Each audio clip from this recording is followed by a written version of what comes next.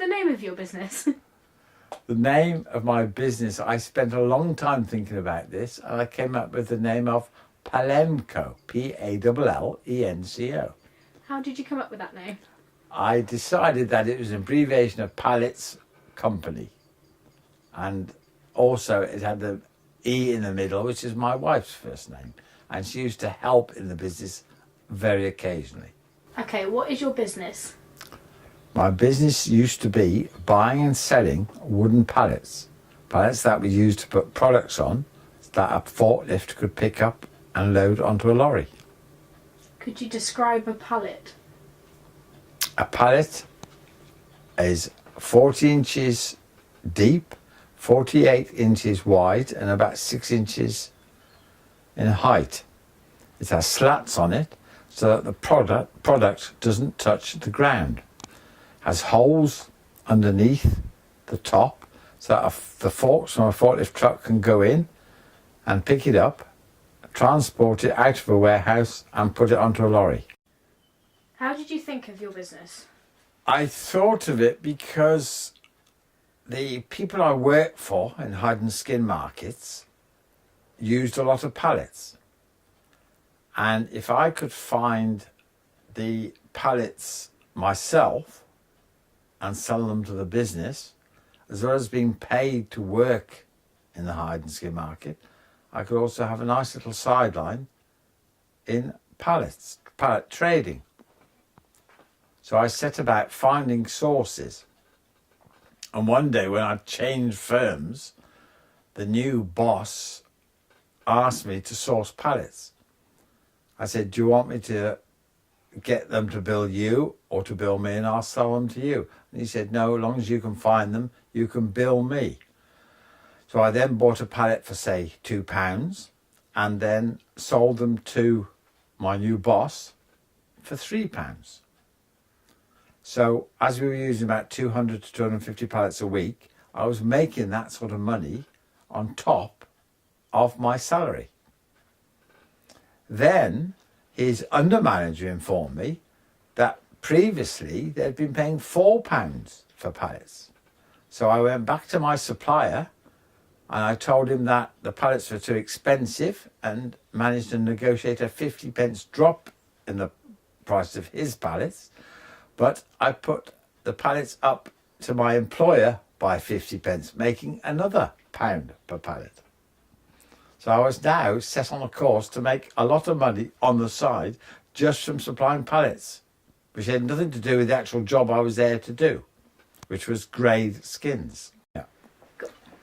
Eventually, I left the hide and skin trade and decided to concentrate solely on the pallets. So what I did was to go to drive round industrial estates, and often there'd be piles of pallets there which people were glad to see taken away. The main reason they wanted them removed was because if you had 10 or 20 pallets stacked up against a building, the fire brigade in checks would come around and say it was a fire risk. So they were quite happy to see them taken away for nothing. So I then used to load my lorry up with free pallets, and then I took them to an abattoir who were buying quality pallets off me at a good price. And that's how I started on my own. So why did you decide to create your own business instead of going into someone else's business? I decided to create my own business because I saw an opportunity. I used to travel up round Aberystwyth and down to Cardigan. I used to travel about a 50-mile radius area where nobody else was doing it. People were glad to see me, to give me the pallets, to have them taken away. And there was nobody else doing it in this area. I never had any competition. Did you feel threatened by other companies such as Pallet Line?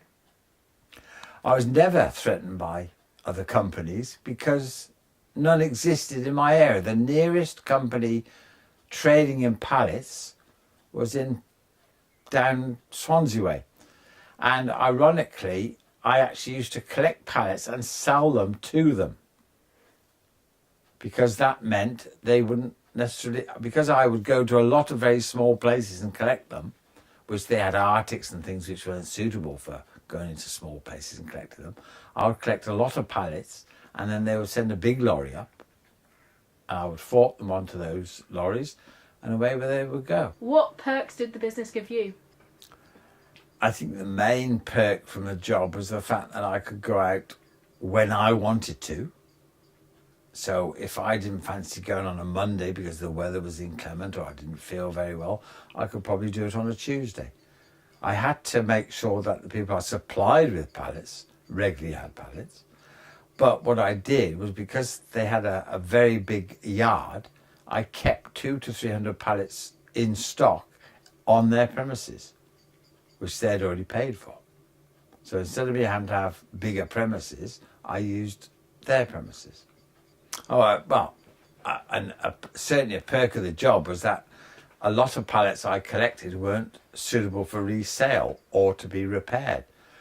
So we have in our house 2 wood-burning stoves. In my workshop we have a wood-burning stove, and on my boat we have a wood-burning stove, all of which use sawn-up pallets. So in 20, 30 years, I've never bought a log. I've never bought a bag of coal. And we have heated our house, as well as central heating would heat, with free wood. How would you go about deeming a pallet unreusable? The people I supplied with pallets wanted a sturdy pallet. That is something they could put a ton at least on, maybe 1.25 tons. So if the blocks at the corners of the pallet were small, it wouldn't be strong enough. If the slats on the top were thin, it wouldn't be strong enough. If the pallet had been damaged to such an extent that you had to take it completely apart and rebuild it and put new planks on, it would take you longer to do that. It could take an hour, 2 hours, and yet that pallet would only be worth £4. So it wasn't viable to repair a badly damaged pallet, spending 2 hours on it just to make a couple of pounds. Have you ever used any of the useless pallets for any other projects? I fenced the entire perimeter of our property within a half-acre plot, our bungalow is, with planks, and not always off pallets, but sometimes off packing cases, because I would pick up various different types of wood. I've also built sheds at the top of our property to house vehicles, which have all come from wood, which I picked up in the course of my business. Did you ever think of hiring anyone else for your business? Yes. When I repaired pallets, I would store them till the winter, which was a quiet time for me, and I would repair them. But it was hard work. I've got arthritis, and it was hard work on my hands and wrists and shoulders. So sometimes I would pay people to repair pallets for me. Why did you finish your business? Eventually, after having had a heart attack and then followed by a stroke, I had to stop. So my oldest son carried on the business on my behalf for about 6 months. But as I was approaching 60, I decided to retire early and give the business to my oldest son. And to this day, he is still buying and selling pallets as a Dyson.